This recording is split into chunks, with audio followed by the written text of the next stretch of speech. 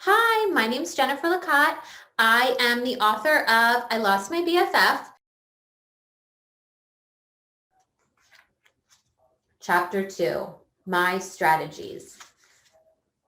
Here's an illustration for the start of Chapter 2. Shows the two girls on the bus together. That is Camilla and Sophia. I've been really worried about losing Camilla as my best friend. I would miss having a best friend and hanging out with her. So I decided I needed to do something to help our friendship. I'll just invite Camilla over to my house, but I still have some doubts. If we hang out without Christabel, will things be back to normal? Maybe our friendship just feels different this year because we're not in the same class. Maybe we just need more time together for things to feel the same. After school, I saw Camilla on the bus. Hi, Camilla, I said in my most cheerful voice, even though I was a little nervous. Hey, Sophia, she smiled back at me and replied, Camilla, do you want to come over to my house on Friday? Maybe you could even sleep over, I asked. That sounds like fun, Sophia, but I can't this Friday, she said. Oh, okay, I replied. I wasn't sure if my face showed how disappointed I was, but Camilla didn't seem to notice. She didn't even explain why she couldn't come over on Friday. Did she have plans with Christabel? Or did she just not want to hang out with me?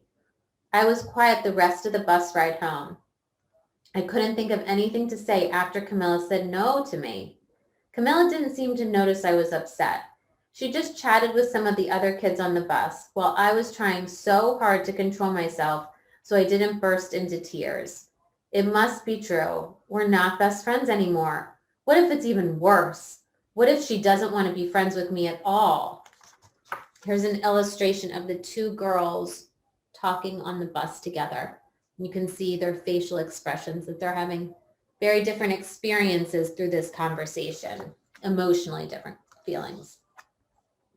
I wasn't sure how to fix things with our friendship or if this was even possible. What will I do without her? I was holding back tears the rest of the bus ride home. As soon as I walked in my house, I couldn't hold them back any longer, and the tears just started streaming down my face. My mom hurried over and said, "Oh, honey, what's wrong? What happened?" It took me a while to calm down, and my mom held me while I cried.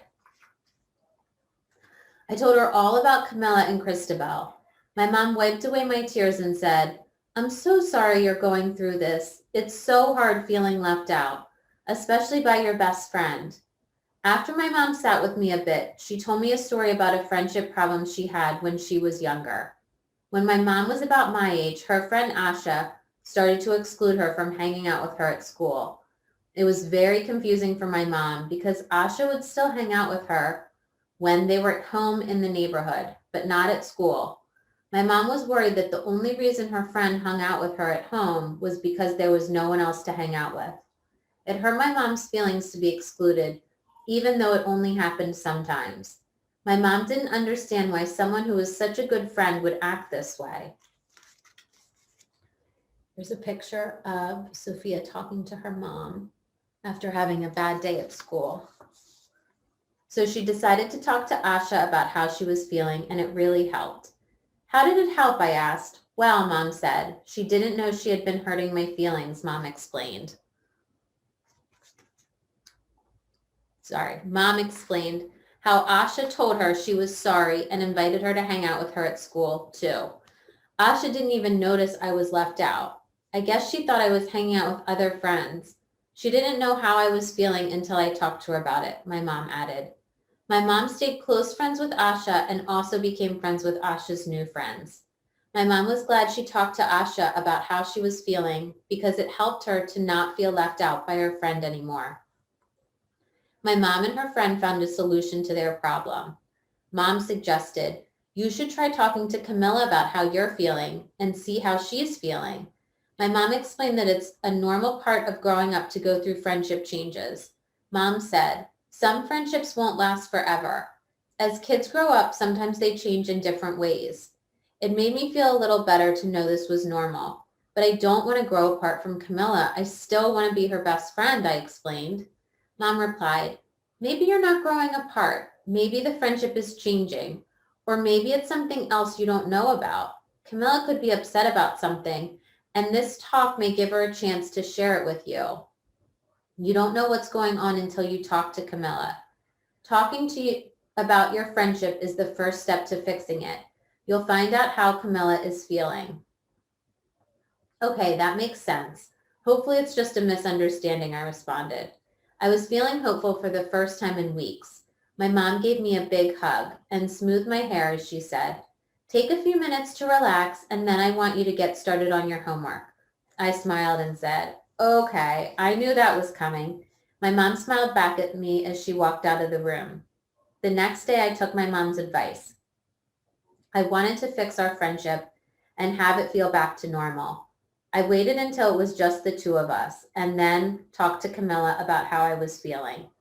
"Camilla," I said, "I feel sad and angry when you leave me out of the conversations at lunch and when you don't invite me to walk around the track with you and Christabel at recess."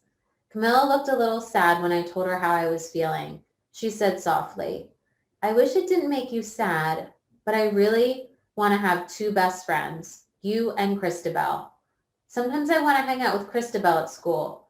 Maybe you could hang out with other kids when I'm with her." I was disappointed by what she said and wasn't sure what to say. This wasn't what I was expecting.